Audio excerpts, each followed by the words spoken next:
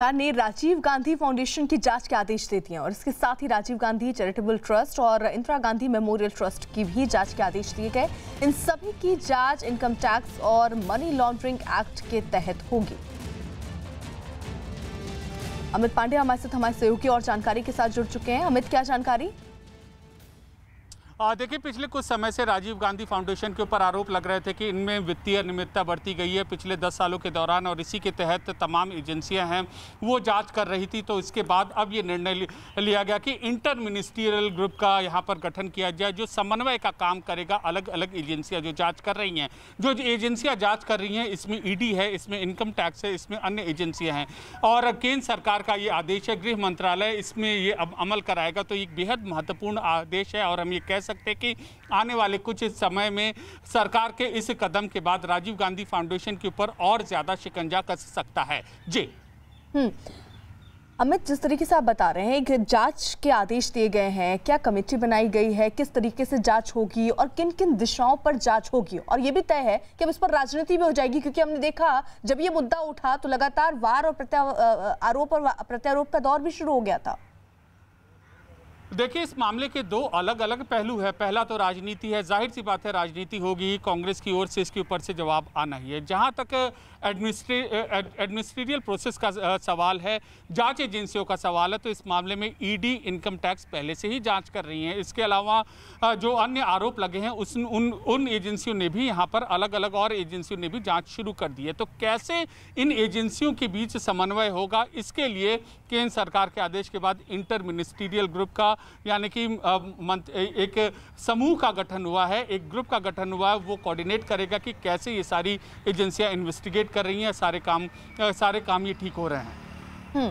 लेकिन अमित, क्या इसको लेकर ये जो जांच कमेटी आप बता रहे हैं बना दी गई है, तो इसको लेकर कब तक जांच जो है, रिपोर्ट वगैरह जो बनेगी, कब तक कुछ ऐसी डेडलाइन है या अभी केवल जांच होगी? और क्या ये भी मुमकिन है कि जल्द ही पूछताछ भी इसमें हो पाए किसी से? जिस तरीके से अलग अलग एजेंसियां इस मामले में जांच कर रही हैं और अलग अलग लोगों से के बयान यहां पर दर्ज किए गए हैं, तो हम ये उम्मीद कर सकते हैं कि इस फाउंडेशन से जुड़े लोगों से पूछताछ भी की जा सकती है। ये आने वाले दिनों में ये और साफ होगा। लेकिन जहां तक इस मिनिस्ट्रियल कमेटी के गठन की बात है, तो जल्द ही इसका गठन होगा, और अलग अलग जो एजेंसियाँ हैं कैसे स्ट्रीमलाइंड हो, कैसे एक दिशा में ये काम करे और कैसे जल्दी इनकी जाँच पूरी हो, इसके कोऑर्डिनेशन के लिए ये इसका गठन किया गया। और हम ये उम्मीद कर सकते हैं कि जल्द ही ये कमेटी अपना काम शुरू करेगी। लेकिन हमें इस तरह एक बार फिर से इसको बड़े ही सरल शब्दों में बताइए कि आखिरकार क्यों ये जांच करने के आदेश दिए गए हैं? कहाँ क्या गड़बड़ ऐसे महसूस हो रहा है कि ये जांच करने के आदेश दिए गए हैं? अगर हमें याद होगा, कुछ दिनों पहले तो बीजेपी की तरफ से आरोप लगाया गया था कि राजीव गांधी फाउंडेशन में जो यहाँ पर डोनेशन रिसीव की गई हैं, उनमें तय मापदंडों का पालन नहीं किया गया, नियमों का उल्लंघन किया गया, और जो अकाउंट यहाँ पर जो अकाउंट दिखाने चाहिए थे एजेंसियों के सामने, उनमें कागजात नहीं सौंपे गए हैं। और इससे पहले भी इस फाउंडेशन में यहाँ पर ईडी की और इनकम टैक्स की जाँच चल रही थी। तो अलग अलग आरोप लग रहे थे, अलग अलग एजेंसियों की यहाँ पर जाँच चल रही थी, और इस फाउंडेशन को सामने आना पड़ेगा, अपने रिकॉर्ड स्ट्रेट करने पड़ेंगे, मतलब कि रिकॉर्ड साफ करना पड़ेगा। और इसी के लिए यहाँ पर सरकार ने ये कदम उठाया है कि इंटर मिनिस्ट्रियल कमेटी का यहाँ पर गठन किया। और जाहिर सी बात है कि जब इसका गठन यहाँ पर सरकार की ओर से हुआ है, तो राजनीतिक आरोप प्रत्यारोप का दौर दूसरी ओर तो शुरू होगा ही। लेकिन अमित, इससे पहले ये भी जानकारी आ रही थी कि जब इस तरीके की खबरें उठ रही थी कि यहाँ जो आप कागजी जिक्र कर रहे हैं कि कागज नहीं थे या उसका लेन देन जो है वो ठीक नहीं है, लेकिन इन सब के बीच ये भी खबरें थी कि कुछ संबंध इसके किसी और से भी जुड़े हो सकते हैं। कुछ ऐसी खबरें भी आ रही हैं? जी बिल्कुल। यहाँ पर जो कुछ दिनों पहले बीजेपी ने जो प्रेस कॉन्फ्रेंस की थी, उसमें आरोप लगाया था कि चीन की तरफ से, चीन एम्बेसी की तरफ से डोनेशन दिया गया था, जिसका पैसा अनअकाउंटेड है, और इसकी जो रकम थी वो करीब 80 से 90 लाख के बीच में थी। बाकायदा बीजेपी के शीर्ष नेता ने यहाँ पर प्रेस कॉन्फ्रेंस करके आरोप लगाया था। तो ये एक चीज़ थी। अलग अलग और भी यहाँ पर एजेंसियाँ हैं जो इसमें जाँच कर रही थी, और जो इनके जो पेपर्स थे, जो इनके बैलेंस शीट थी पिछले 8 से 10 सालों की, वो उन उन एजेंसियों को उसकी जानकारी नहीं थी। तो इन्हीं सब जानकारी को लेने के लिए और रिकॉर्ड साफ करने के लिए और एक तरीके की एजेंसियों को संतुष्ट होने के लिए ये यहाँ पर कदम उठाया गया है और समन्वय से और स्पीड अप होकर काम हो, इसलिए ये कदम उठाया गया है। जी, बहुत बहुत शुक्रिया अमित जुड़ने के लिए। उधर विकास दुबे की तलाश दिल्ली और एनसीआर में तेज कर दी गई है। विकास दुबे की तलाश में ग्रेटर नोएडा के होटल्स में छापेमारी की गई। पुलिस की टीमें ग्रेटर नोएडा में विकास की तलाश कर रही हैं। जानकारी मिल रही है, अलग अलग लोकेशन सामने आ रहे हैं। कुछ देर पहले ये भी खबर कि फरीदाबाद में एक होटल में वो 2 से 3 दिन तक रुका था। उसके सीसीटीवी फुटेज में वो दिखता हुआ भी नजर आ रहा है, हूबहू इसके जैसा ही इंसान। लेकिन इन सब के बीच ये जानकारी अब और बढ़ती हुई कि दिल्ली और एनसीआर में ही वो हो सकता है, इसलिए यहाँ पर जांच जो है और तेज कर दी गई है। विकास दुबे की तलाश में ग्रेटर नोएडा के होटल्स में भी छापे मारी जा रही है। अमित सिंह हमारे साथ, हमारे सहयोगी इस वक्त जुड़ चुके हैं। अमित, क्या जानकारी मिल रही है कि अब वो फरीदाबाद से ग्रेटर नोएडा चला गया? जी बिल्कुल, अभी फिलहाल जो दिल्ली एनसीआर में लगातार तफ्तीश चल रही है, पुलिस लगातार रेड कर रही है और पकड़ने की कोशिश कर रही है आरोपी विकास दुबे का। आपको बताया कि गौतम बुद्ध नगर पुलिस जो है वो हरियाणा से सटे हुए जितने भी होटल्स हैं उन सब इलाकों में लगातार सर्च ऑपरेशन कर रही है और लगातार तलाश रही है विकास दुबे के। अब बताया कि जो FIR है वो एक्सक्लूसिवली FIR जो कल 3 लोगों को गिरफ्तार किया गया है फरीदाबाद पुलिस के द्वारा, और उसके बाद वो FIR अभी एक्सक्लूसिवली न्यूज़ 18 इंडिया के पास है। और उस FIR के उस FIR के मुताबिक पुलिस को जानकारी मिली थी कि न्यू इंदिरा नगर, फरीदाबाद पुलिस को जानकारी मिली थी कि न्यू इंदिरा नगर कॉम्प्लेक्स में विकास दुबे अपने सहयोगियों के साथ छिपा हुआ है, जिसके बाद पुलिस की टीम वहां पहुंची है। उसके बाद फायरिंग हुई है दोनों तरफ से, बदमाशों की तरफ से भी पुलिस के तरफ से भी। 44 जिंदा कारतूस, 4 पिस्तौल बरामद किए गए। ये सब बातें लिखी हुई हैं FIR की कॉपी में। और मैं आपको एक और तस्वीर दिखाता हूँ।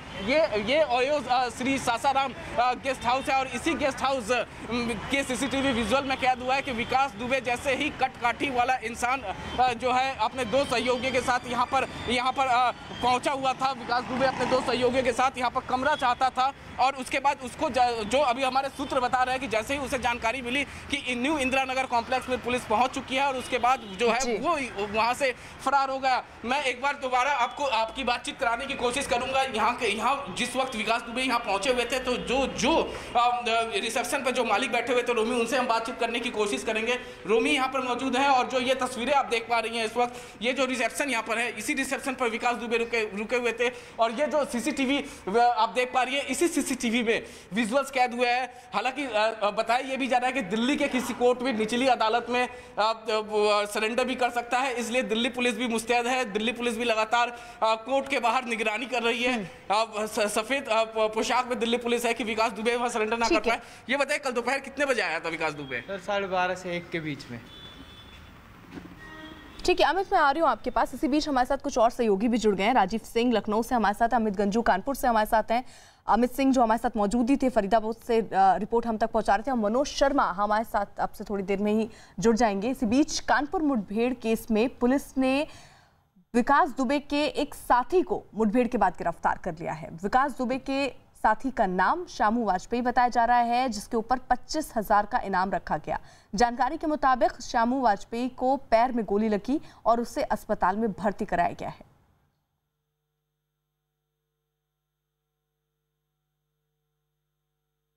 वो मुठभेड़ के समय थे उस समय जब रात में फायरिंग हो रही थी? तुम कहाँ थे? तुम कहाँ पर थे उस समय? घर में थे? हाँ, तुमको पुलिस ने कहाँ से पकड़ा है? और पीछे हटो, थाने में थे? तुम उस दिन रात में थे कि नहीं थे? बताओ। बैठो, बैठो, घर पे कितने लोग थे? घर पर जब हमला हुआ था तब घर में कितने लोग थे विकास के? चलो चालू करो। विकास के घर पर कितने लोग थे? पता नहीं सर, तुम उस दिन मुठभेड़ में थे कि नहीं थे? नहीं थे। विकास के घर में थे? नहीं थे। फिर कैसे घायल हो गए? एक केबल संभालिए। कानपुर के चौबेपुर थाने क्षेत्र का रहने वाला कुख्यात बदमाश विकास दुबे का गुर्गा शामू वाजपेयी, जिसके साथ पुलिस की आज सुबह मुठभेड़ हुई है। 6:10 पर पुलिस के अनुसार ये मुठभेड़ हुई है। 3 इंस्पेक्टर लेवल के अधिकारी आए थे जो जांच कर रहे थे, और उसके जांच के दौरान उन्होंने देखा कि एक युवक भाग रहा है। जब उसका पीछा किया तो पुलिस पर उस युवक ने, आरोपी शामू वाजपेयी ने पुलिस पर फायरिंग कर दी, जिसके बाद पुलिस ने भी उसके ऊपर फायरिंग की और उसके पैर में गोली लगी है। फिलहाल शामू वाजपेयी घायल है, जिसका इलाज जिला अस्पताल में चल रहा है। और जो पुलिस के अनुसार हमारी बातचीत हुई, जो पुलिस अधिकारियों से हमारी बातचीत हुई है, उनका साफ तौर पे कहना है कि शामू एक अहम कड़ी बन सकता है। फिलहाल उसे इलाज के लिए भर्ती कराया गया और कुछ ही देर में पुलिस की टीम उससे पूछताछ भी करेगी और कोशिश ये करेगी कि जल्द से जल्द विकास का जो असली पता है वो शामू से उगलवाने की कोशिश करेगी। तो कानपुर मुठभेड़ के मुख्य आरोपी विकास दुबे की तलाश जारी है और इस कड़ी में पुलिस ने विकास के कई साथियों पर शिकंजा कसा है। विकास का साथी अमर दुबे यूपी के हमीरपुर में मारा गया, जबकि उसका एक और साथी श्याम वाजपेयी कानपुर में गिरफ्तार किया गया। मध्य प्रदेश के शहडोल में पुलिस ने विकास दुबे के साले ज्ञानेंद्र निगम उर्फ राजू खुल्लर को पकड़ा है। दिल्ली एनसीआर में विकास की धरपकड़ जारी है। पुलिस ने फरीदाबाद से उसके 3 साथियों को गिरफ्तार किया है। इनमें अंकुर, उसके पिता श्रवण और प्रभात मिश्रा के नाम सामने आए हैं। अमित गंजू हमारे साथ, हमारे सहयोगी भी जुड़े हुए हैं कानपुर से। अमित, फिलहाल ये देखा जा रहा है कि जो भी इसके गुर्गे हैं या जो सहयोगी हैं जो साथ काम करते हैं, फिलहाल सबकी गिरफ्तारी हो रही है। वहां पर क्या स्थिति? आप कानपुर में मौजूद है, वहां पर भी कई इलाकों में छापेमारी हो रही है। देखिए, मैं आपको बताना चाहूँगा अर्पिता जी, निश्चित तौर पर 17 टीम्स कानपुर की इस वक्त काम कर रही हैं, जो एडीजी जोन के नेतृत्व में, आईजी रेंज के नेतृत्व में, एसएसपी के नेतृत्व में, एसपी ग्रामीण और इसके अलावा क्राइम ब्रांच, एसओजी दोनों इसमें लगी और स्वाट टीम को भी लगाया गया है और छापेमारी का दौर चल रहा है, जिसका परिणाम यह है कि आज सुबह 6 बजे के आसपास जिस शामू वाजपेयी का जिक्र कराया जा रहा है, वो विकास दुबे का घर के ठीक लेफ्ट हैंड साइड वाला सटा हुआ घर उसी का था, जिसकी छत से फायरिंग की बात पुलिस कह रही है। उसको मुठभेड़ में पुलिस ने घायल कर दिया है और उसको इलाज के लिए हैलेट अस्पताल ले गया है। वहाँ से पुलिस हटा के उसे किसी और स्थान पर ले गई, जहाँ से पूछताछ चल रही है। इसी कड़ी में इससे पहले जिसकी बात की जा रही है, दयाशंकर की, जो इसका नौकर बताया जाता था, वो भी मुठभेड़ में घायल हुआ था। उसको भी 25,000 का उस पर 3 दिन पहले इनाम रखा गया था, तो वो भी घायल हुआ है। यानी 2 अभी तक घायल हो चुके हैं और 3 शार्प शूटरों की मौत हो चुकी है। एक जिसमें अतुल, अमर और प्रेम प्रकाश जिसमें इसके मामा लगते हैं, जो घड़ी साबुन फैक्ट्री में कभी काम करते थे। अतुल इसके लिए पूरा सारा काम करता था, जिसे एनकाउंटर में 6 घंटे बाद पुलिस ने उसी दिन मार गिराया। और अमर को हमीरपुर से के नौधा में, यानी कुल मिला के पुलिस भी अपना नेटवर्क बढ़ाती जा रही है। मगर सबसे बड़ा सवाल, विकास दुबे अभी भी पुलिस की पहुंच से दूर है। अमित, आप रहिए हमारे साथ। इसी बीच एक बड़ी खबर आ रही है विकास दुबे के गांव बिकरू से, जहां एसटीएफ की टीम विकास के घर के पास बने कुएं से पानी निकालकर उसमें हथियारों की तलाश कर रही है। पुलिस को दरअसल खबर मिली थी कि मुठभेड़ के बाद विकास दुबे और उसके साथी कुएं में हथियार फेंककर भाग गए थे। इसके बाद आज एसटीएफ की टीम ने विकास के गांव में बने कुओं से पंप के जरिए पानी निकालकर उसमें हथियारों की तलाश शुरू कर दी है। राजीव हमारे साथ, हमारे सहयोगी जुड़े हुए हैं। यानी राजीव, अब घर पर जो जानकारी मिल रही है उस हिसाब से कुएं में भी हथियार ढूंढे जा रहे हैं।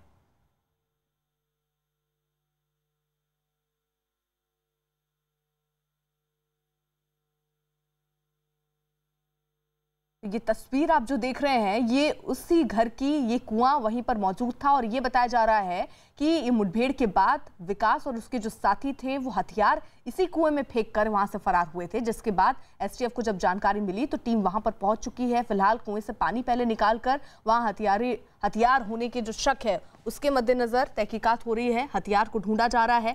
विकास के गांव इस वक्त टीम पहुंची हुई है और गांव में ही छापेमारी हो रही है। इससे पहले आपको बता दें, वो मकान भी गिरा दिया गया था, क्योंकि ये बताया जा रहा था कि मकान के दीवारों में हथियार छुपा कर रखे गए थे। एक तहखाना था जहां पर हथियार छुपा के रखे गए थे और भारी मात्रा में हथियार भी वहां से बरामद हुए, विस्फोटक वहां से बरामद हुए हैं। और उसके बाद जो जानकारी मिली कि इस कुएं में भी हथियार फेंककर उस वक्त उसके जो साथी और विकास वहां से फरार हुए हैं, जिसके बाद टीम वहां पर पहुंची है और फिलहाल छानबीन वहां पर जारी है।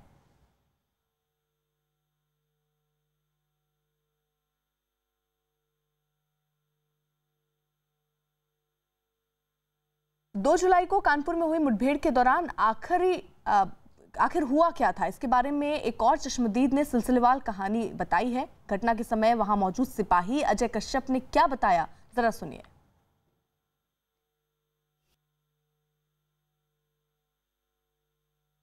हम घर के कोने तक पहुंच पाते हैं तो अचानक से फायरिंग होती है और फायरिंग बहुत जगह वाली होती है। कम से कम 20-22 राउंड आए मतलब पहली बार में। तो वो हम अजय सेंगर की कोई लगी, हमारे भैया के उनके 2 गलियों के यहाँ लगी और वैसो सर के कोई लगी, मेरे यहाँ हाथ में कोई लगी और टांग में लगी, पैर छाले लगे।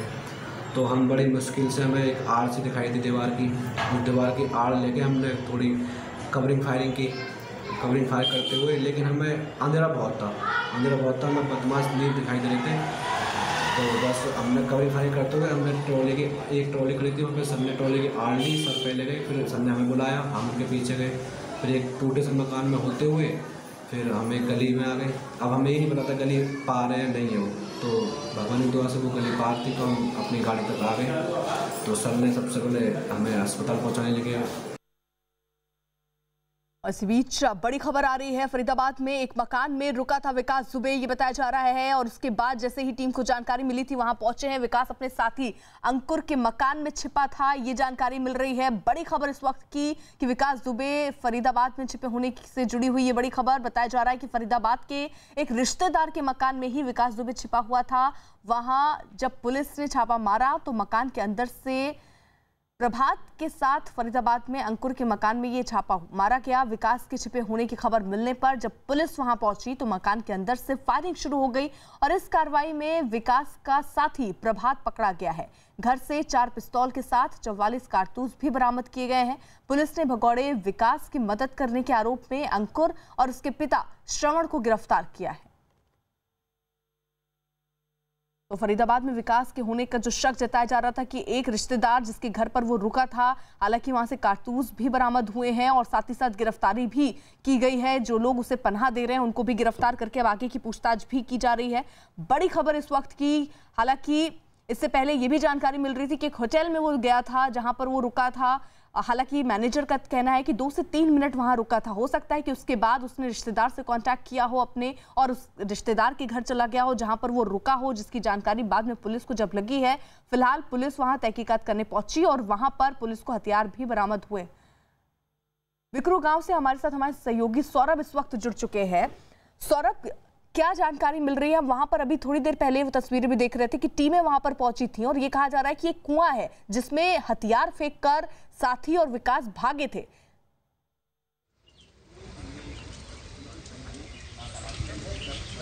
देखिए, इस वक्त हम उसी कुएं पर मौजूद हैं। ये वो सीढ़ी है और आपको ये दिखाते हैं कि ये वो कुआं है। ये वो कुआं है जिस पे ये बताया गया था कि यहाँ पर वेपन्स हो सकते हैं। इस कुएं को खाली किया गया है। जहां तक हमारे कैमरे की नजर जा रही है, ये देख सकते हैं कि कुआं काफी हद तक खाली किया गया है कुएं को वेपन्स के लिए। और अभी भी जो पुलिस टीम है, चूंकि मीडिया यहाँ पर काफी भारी मात्रा में गई, मीडिया के लिए एक बड़ी खबर है, तो उसके चलते हुए यहाँ पर अभी टीम ने अपनी जांच शांत कर ली है और इंतजार है कि जब यहाँ मीडिया का जमावड़ा कम होगा तो एक बार फिर से पुलिस यहाँ पर एक बार फिर जांच करेगी। तो वहां पर कोई ऐसी भी जानकारी मिल रही है कि कुछ और लोग हैं आसपास रहते हों, उनको भी फिलहाल पकड़ा जाए या उनसे पूछताछ हो रही हो?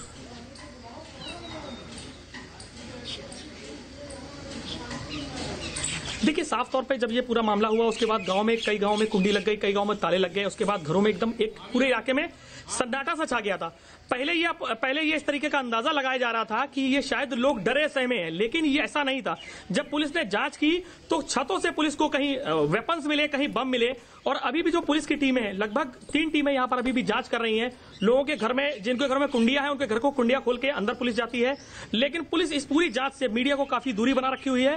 पुलिस इंतजार करती है जब यहाँ मीडिया की टीम्स नहीं होती है तो उसके बाद जांच करती है। उसके बाद फिर यहाँ पर वेपन्स बरामद होते हैं, कई बार बम बरामद होते हैं और ये सिलसिला लगातार पुलिस के द्वारा जारी है। और जो हमारे यहाँ के मौजूदा अधिकारियों से बातचीत हुई, उनका कहना है कि वो लगातार कॉम्बिंग कर रहे हैं और काफी ऐसे घर हैं जो बाहर से कुंडियां लगी हैं, जहां ताले लगे हैं, वहां से ये बम बरामद होते हैं, वहां से तमाम चीजें बरामद होती हैं। लेकिन जो पुलिस गांव के लोगों से पूछताछ कर रही है, वहां से कोई बोलने को तैयार नहीं है। ये बड़ा सवाल है। सौरभ, फिलहाल ये जो बिकरू, जहाँ पर आप खड़े हैं, ये बिकरू गांव जहाँ पर ये मकान है, जहाँ ये कुआं हम तस्वीरों में देख रहे हैं, कुछ अभी तक टीम को मिला है जो टीम वहां पर पहुंची है? क्योंकि बताया जा रहा है कि काफी हथियार वहां पर हैं, काफी विस्फोटक वहां पर हैं।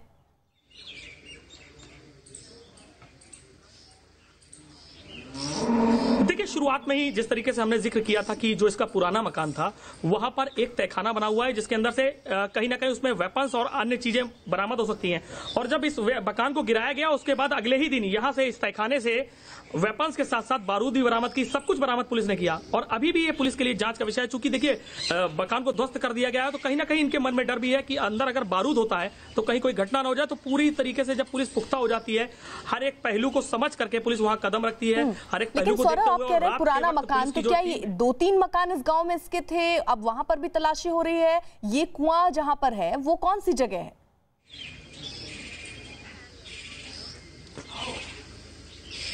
देखिए, मैं आपको बता दूं, ये इसके ठीक मकान के सामने की जगह है और इसका जो 1 बीघे जगह में, कम से कम इसकी 1 बीघा जगह है, एक आलीशान मकान बना हुआ है और एक पुश्तैनी मकान है। जो पुराना कमजोर मकान था उसके ठीक बगल में इसने एक आलीशान मकान बनाया था जहां पर जनरेटर से लेकर के तमाम एसी थे।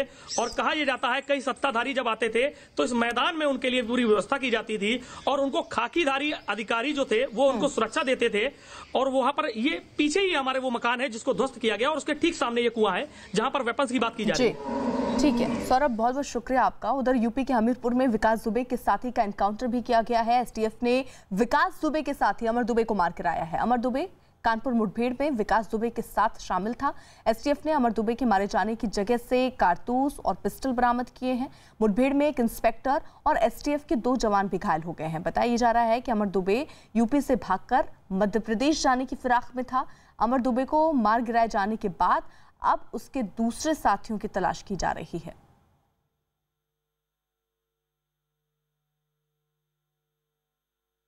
मुठभेड़ में अमर दुबे को मार गिराया गया है। हालांकि राइट हैंड बताया जाता है ये विकास दुबे का।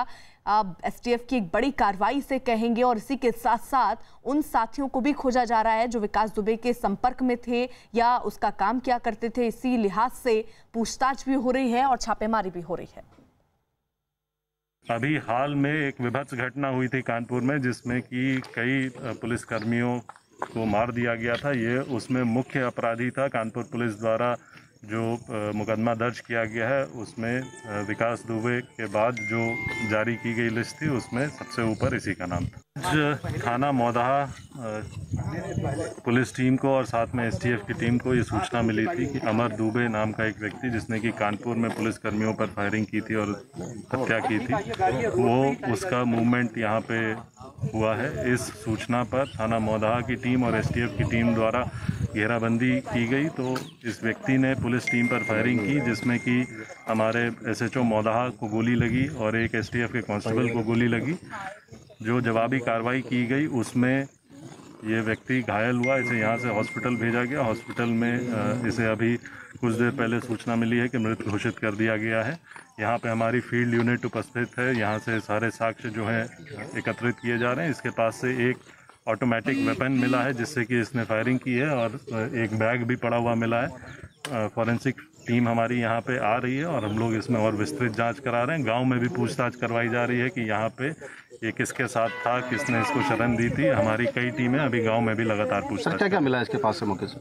जैसा मैंने बताया, एक ऑटोमेटिक वेपन अभी मिला है और जिससे कि इसने फायरिंग करी थी और वहाँ पे ही बैग एक पड़ा हुआ मिला है। बैग को अभी छेड़ा नहीं गया है। जब टीम आ जाएगी फॉरेंसिक टीम तो उसके द्वारा उसको चेक किया। कानपुर वाले मामले में विकास दुबे लगातार अभी भी फरार है। उसका एक साथी हमीरपुर इनकाउंटर में मारा गया है। बताया जा रहा है कि अमर दुबे फरार था और मध्य प्रदेश के एरिया में भाग रहा था। वो ये मौदाहा पुलिस और एसटीएफ को कामयाबी मिली है, उसको ढेर किया गया है। ये वो जंगल है मौदाहा के जहां पर उसको ढेर किया गया है और यहाँ से अभी भी पुलिस की कॉम्बिंग लगातार जारी है। बताया ये जा रहा है कि साथ ही साथ अमर दुबे ने पुलिस पर भी फायरिंग किया है। उसमें एक एसओ मनोज शुक्ला को भी गोली लगी है। साथ ही एसटीएफ के दरोगा सत्यप्रकाश और राजू को भी गोली लगी है तो उनको भी हॉस्पिटलाइज किया गया है। तो देखा जा रहा है कि ये पुलिस और एसटीएफ को कामयाबी मिली है जिसमें अमर दुबे को ढेर किया गया है। पुलिस की अभी तक जंगल में लगातार काउंटिंग जारी है। यहाँ पर भारी पुलिस बल लगा दिया गया है। 1 किलोमीटर एरिया पूरा सील कर दिया गया है। वो एसटीएफ और स्थानीय पुलिस के मुठभेड़ में मारा गया है। इस पे 50,000 का इनाम घोषित था और ये घटना में शामिल था। इसके अतिरिक्त लगातार पुलिस जो भी इसके मुख्य अपराधी हैं उसके खोजने में लगी है और जैसा मैंने पूर्व में भी कहा था, ये जहाँ कहीं भी होंगे हम उनको ढूंढ के निकालेंगे और इसको कानून के शिकंजे में हम ले जाएंगे और हमारे जो जवानों ने शहादत दी है वो बेकार और व्यर्थ नहीं जाएगी। विकास दुबे के साथियों पर शिकंजा कसना शुरू हो गया है। अमर दुबे जिसको मुठभेड़ के बाद मार गिराया गया है, वहीं शामू वाजपेयी जिसके पैर में गोली लगी है उसे भी मुठभेड़ के बाद गिरफ्तार किया गया है। प्रभात मिश्रा जिसे गिरफ्तार किया गया, अंकुर, ज्ञानेंद्र निगम, ये तमाम नाम जिनको फिलहाल अभी कुछ लोगों को गिरफ्तार किया गया है और उनसे पूछताछ भी चल रही है।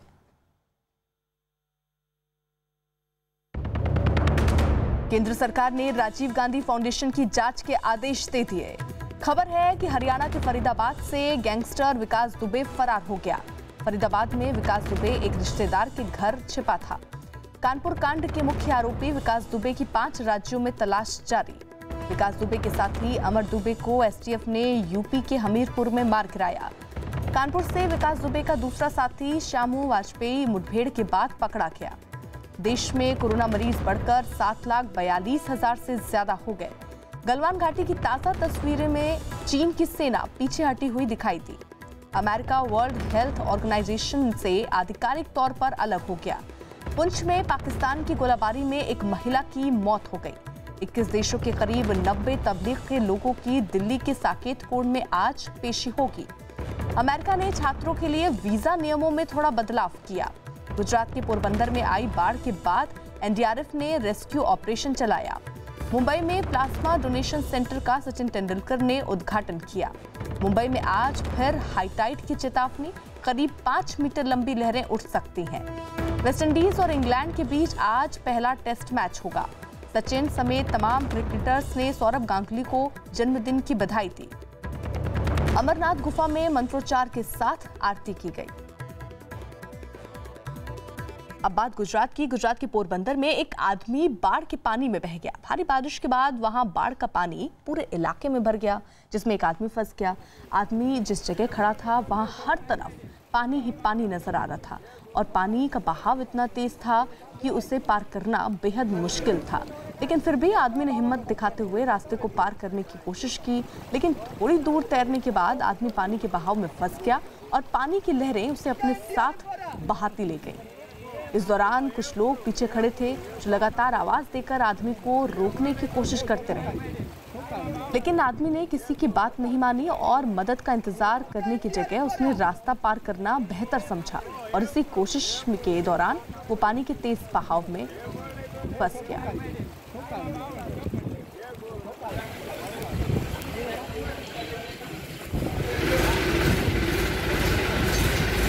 गुजरात के द्वारका की तस्वीरें। भारी बारिश की वजह से वहां कई इलाकों में पानी भर गया। पानी भरने से इलाके के लोगों की मुश्किलें बढ़ गईं। बारिश की वजह से सड़कें पानी से लबालब भर गईं। हालात इतने बिगड़ गए कि नदी और सड़क में फर्क करना मुश्किल हो गया। जिधर भी नजर गई पानी ही पानी दिखाई दिया। हालात का अंदाजा इसी बात से लगाया जा सकता है कि जिन सड़कों पर कल तक गाड़ियां गुजरती थी वहां कमर के ऊपर तक पानी में डूबकर लोग अब चलने को मजबूर दिखे। इस दौरान कुछ लोग रास्ता पार करने के लिए एक ट्रैक्टर पर बैठे भी नजर आए। वहीं सड़कों के किनारे बनी दुकानों में भी पानी भर गया। हर तरफ पानी भरने से वहां रहने वाले लोगों की मुश्किलें बढ़ गईं।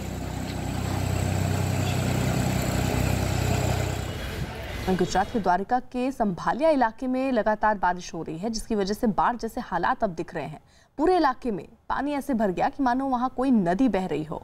हालात इतने बिगड़ गए कि नदी और सड़क में फर्क करना मुश्किल हो गया। जिस तरफ आपकी नजर जाएगी आपको पानी ही पानी नजर आएगा। रिहायशी इलाकों में पानी भरने की वजह से वहां लोग कमर तक पानी में डूबकर अब चलने को मजबूर हैं।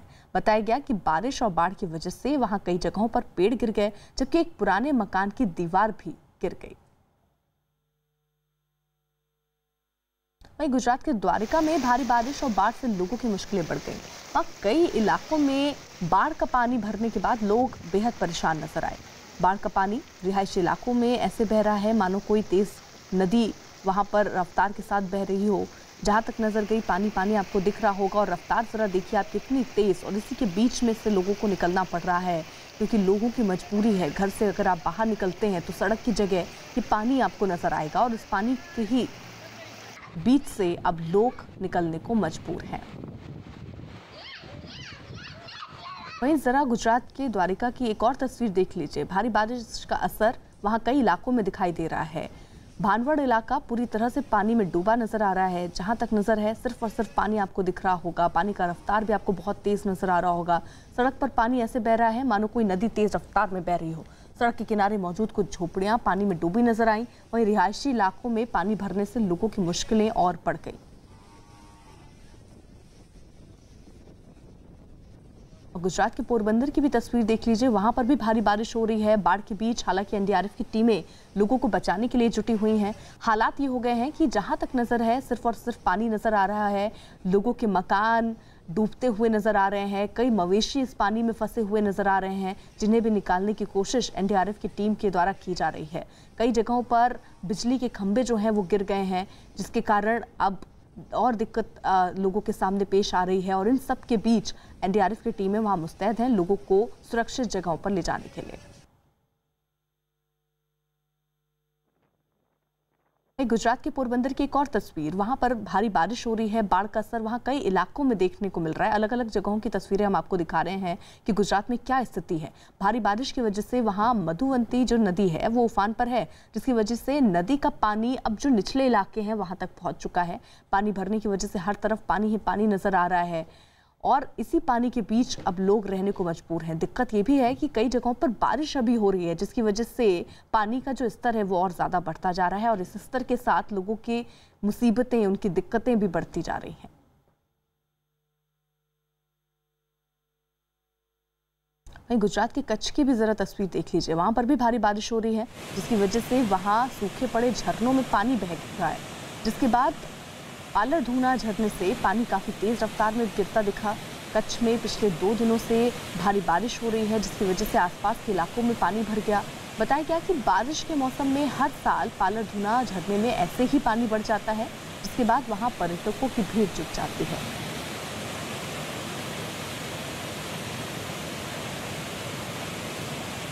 तो ये पालर झरना आप देख रहे हैं, जहाँ पर बताया जा रहा है कि हर बार जब बारिश होती है तो झरना कुछ ऐसे ही दिखना शुरू हो जाता है और इसी को देखने के लिए कई पर्यटक भी वहां पर पहुंचते हैं। लेकिन एक डर उन पर्यटकों के मन में भी होता है कि फिलहाल गुजरात की जो स्थिति है, कई जगहों पर बाढ़ जैसे हालात हैं, ऐसे में लोग वहां जाने से डरते हुए भी नजर आते हैं।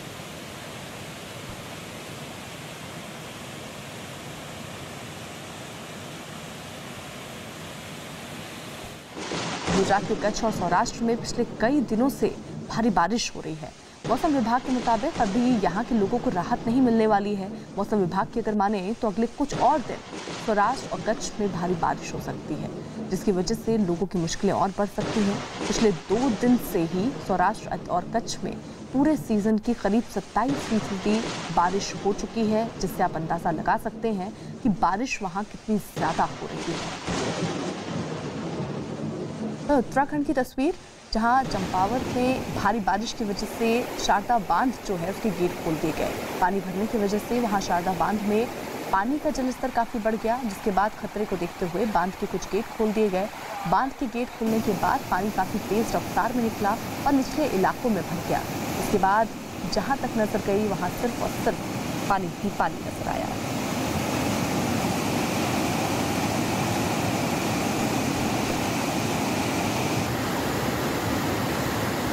वहीं ये तस्वीर जयपुर की, जहां भारी बारिश की वजह से इलाकों में पानी भर गया। लोगों के मकानों के बाहर उनकी जो वाहन खड़े हैं वो आप देखिए आधे आधे डूबे पानी के बीच में नजर आ रहे हैं। लोगों को अब इस बात का डर सता रहा है कि अगर बारिश कुछ और हुई तो अब उनके मकानों में भी पानी भर जाएगा। कुछ जगहों पर तो पानी दुकानों में भी घुस गया, जिसके बाद लोग अपने ही स्तर से उस पानी को बाहर निकालने की कोशिश कर रहे हैं और इसी के साथ वो दुआ ये कर रहे हैं कि बारिश फिलहाल ना हो, ताकि ये स्तर जो है पानी का वो बढ़े ना। अगर ये स्तर बढ़ता है तो निश्चित तौर पर उनके मकानों और दुकानों में ये पानी घुस जाएगा और उनके सामान को भी अपने साथ बहा ले जाएगा। वहीं महाराष्ट्र की तस्वीर, जहां नासिक में मूसलाधार बारिश की वजह से एक मकान ढह गया। इस हादसे में 2 लोग घायल हुए हैं। मकान ढहने के बाद की तस्वीरों में ईंट और पत्थरों का मलबा चारों तरफ बिखरा दिखा। मलबे में घर के छोटे छोटे सामान भी दबे नजर आए। हादसे की जानकारी मिलते ही पुलिस भी मौके पर पहुंची। वहीं मलबा हटाने का काम भी जारी है। वहीं मुंबई में रुक रुक कर बारिश हो रही है, जिसकी वजह से लोगों की दिक्कतें बढ़ रही हैं। कांदिवली और बोरीवली इलाके में भारी बारिश और तेज हवाओं की वजह से वहां कुछ जगहों पर पेड़ टूटकर सड़क पर गिर गए हैं, जिसकी चपेट में एक कार भी आपको तस्वीरों में दिख रही आ गई, जबकि सड़क से गुजर रहा एक आदमी भी पेड़ गिरने से घायल हुआ, जिसके बाद हादसे में घायल हुए लोगों को वहां जुटी भीड़ ने निकालकर अस्पताल पहुंचाया। बताया जा रहा है कि इस हादसे में एक आदमी की मौत हो गई है, जबकि 2 लोग गंभीर रूप से घायल हैं। उधर बिहार विधानसभा चुनाव पर दिए अपने पहले इंटरव्यू में मुख्य चुनाव आयुक्त सुनील अरोड़ा ने न्यूज़ 18 को बताया कि बिहार चुनाव समय पर करवाने की तैयारी है। इसके लिए चुनाव आयोग में बैठकों का दौर जारी है। साथ ही उन्होंने ये भी साफ कर दिया कि कोरोना की वजह से चुनाव प्रक्रिया से जुड़े सभी दिशा निर्देशों में बदलाव किया जाएगा। नए दिशा निर्देशों का सभी राजनीतिक दलों को पालन करना होगा। उन्होंने ये भी साफ किया कि कोरोना की वजह से एक पोलिंग स्टेशन पर 1000 से ज्यादा मतदाता नहीं होंगे और 65 साल से अधिक उम्र वाले मतदाताओं को पोस्टल बैलेट की सुविधा दी जाएगी। नीरज हमारे साथ हमारे सहयोगी इस वक्त जुड़ चुके हैं। नीरज, क्या जानकारी? देखिए, बिल्कुल तब से विस्तार से बिहार विधानसभा चुनाव को लेकर पहली बातचीत की है न्यूज़ 18 इंडिया से उन्होंने, और ये कहा है कि 65 साल से अधिक के लोग हैं। कोरोना की वजह से उन्हें ये सुविधा दी गई है कि वो बैलेट पेपर के जरिए अपना वोट कर सकेंगे। और इसके अलावा लगातार चुनाव की तैयारियां जारी हैं, क्योंकि बार बार ये कयास लगाया जा रहा है कि क्या चुनाव में देरी हो सकती है बिहार में। तो इस सवाल के जवाब में उन्होंने कहा है न्यूज़ 18 इंडिया से कि चुनाव की तैयारी समय पर हो रही है। चुनाव आयोग लगातार बैठकें कर रहा है और चुनाव आयोग डिस्ट्रिक्ट लेवल पे और राज्य के स्तर पे तैयारियां लगातार जारी है। तो इस बात की संभावना कम है कि चुनाव समय पे नहीं होगा, लेकिन विपक्ष बार बार सवाल उठाता है। और दूसरी महत्वपूर्ण बात यह है कि बिहार चुनाव को लेकर तमाम अलग अलग तरह के प्रावधान किए जाएंगे। तमाम चुनाव से जुड़े जो दिशा निर्देश है उनमें बदलाव किया जाएगा। एक पोलिंग बूथ पे यानी एक पोलिंग स्टेशन पे 1000 से अधिक मतदाता नहीं होंगे, ताकि सोशल डिस्टेंसिंग को बहाल करने में सुविधा हो।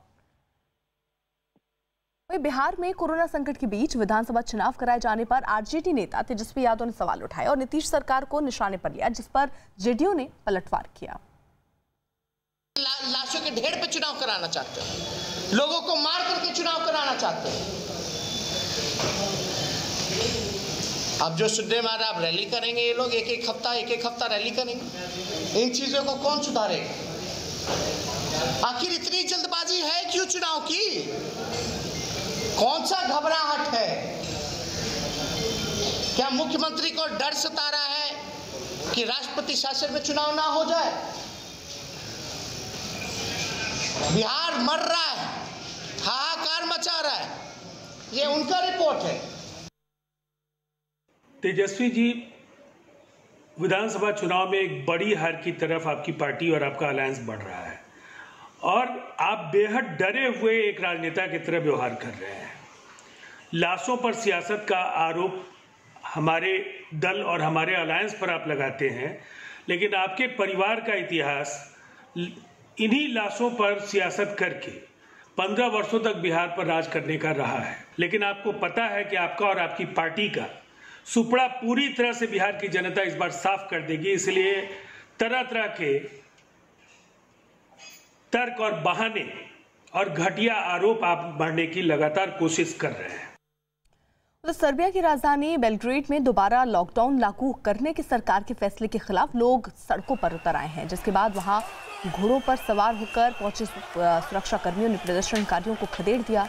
इस दौरान एक तरफ प्रदर्शनकारी आतिशबाजी और आगजनी करते दिखे, तो पुलिस ने प्रदर्शनकारियों को काबू में करने के लिए आंसू गैस के गोले भी छोड़े। कोरोना के नए मरीजों की बढ़ती संख्या को देखते हुए बेलग्रेड में फिर से पाबंदियां लगाने का फैसला लिया गया, लेकिन सरकार के इस कदम के विरोध में हजारों की संख्या में लोग सड़कों पर उतर आए हैं।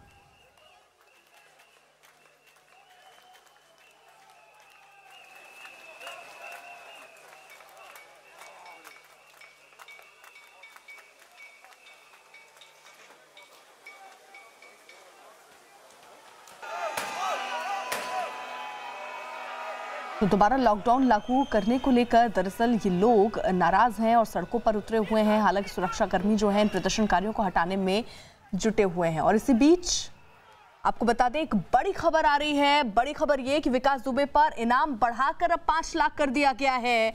और इसी के साथ साथ आपको बता दें, पहले 50,000 का इनाम था, उसके बाद 1 लाख इसको किया गया, फिर 2.5 लाख इसको इनाम बढ़ा दिया गया। और अब जो जानकारी मिल रही है कि इनाम 5 लाख कर दिया गया है बढ़ाकर। वो इसलिए क्योंकि लगातार पुलिस जो है वो कोशिश कर रही है कि विकास दुबे को पकड़ा जा सके, लेकिन ऐसे में जो सूचना पुलिस तक पहुंचनी चाहिए वो नहीं पहुंच रही है, और इसीलिए पुलिस ने अभी फिलहाल ये इनाम की राशि बढ़ा दी है ताकि जो लोग हैं वो जानकारी पुलिस तक पहुंचाएं और जल्द से जल्द विकास दुबे को पकड़ा जा सके। तो 2.5 लाख से बढ़ाकर अब ये 5 लाख कर दिया गया इनाम। और इसी के बीच ये भी जानकारी मिली थी कि वो फरीदाबाद में अपने रिश्तेदार के घर पर रुका था और वहां से वो फरार हो गया। इस बीच ये भी खबर मिली कि वो दिल्ली के किसी कोर्ट में सरेंडर कर सकता है।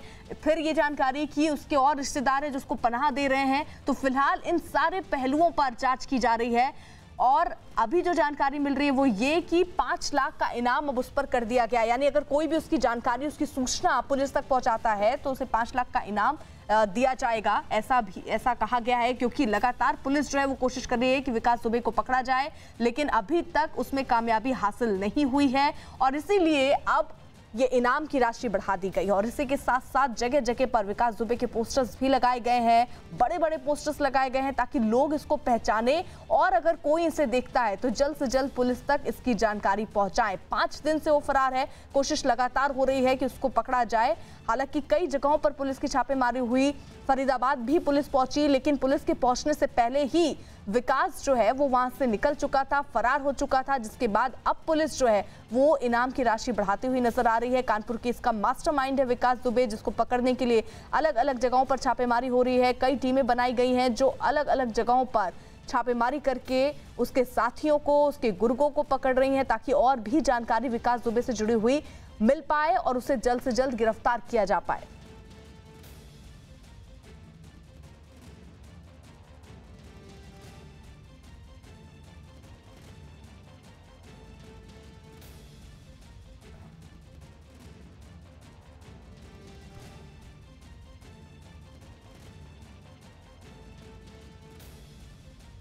तो आरोपी विकास दुबे को पकड़ने के लिए अब तमाम कदम पुलिस की तरफ से उठाए जा रहे हैं। फिलहाल इनाम की राशि बढ़ा दी गई है, 50,000 सबसे पहले था, उसके बाद उसको 1 लाख, 1.5 लाख और फिर 2.5 लाख और अब जो जानकारी की 5 लाख इनाम की राशि कर दी गई है ताकि जल्द से जल्द कोई सुराग विकास दुबे से जुड़ा हुआ मिले और उसके बाद उसको गिरफ्तार किया जा सके। इसी के साथ अभी ये भी जानकारी मिली थी कि फरीदाबाद में एक होटल वो गया था जहां की सीसीटीवी भी सामने आई है जिसमें वो दिखता हुआ भी नजर आ रहा है और उसके बाद मैनेजर से भी पूछताछ हुई थी। हालांकि मैनेजर का कहना था कि 2 से 3 मिनट वो वहां रुका, आईडी नहीं होने की वजह से उसको कमरा वहां पर नहीं मिला। जिसके बाद ये भी खबर मिली कि फरीदाबाद में वो अपने रिश्तेदार के घर रुका था, वहां जहां वो रुका था उन रिश्तेदारों को भी पुलिस ने फिलहाल पकड़ा है। उनसे पूछताछ की जा रही है कि उसके आगे की प्लानिंग क्या थी, यानी वो कहां जाने की कोशिश कर रहा था। इन्हीं सब पहलुओं पर जांच हो रही है और इसी के साथ साथ पूरे दिल्ली एनसीआर में पुलिस की टीमें मौजूद हैं, वहां पर पकड़ने की कोशिश इसको लगातार हो रही है।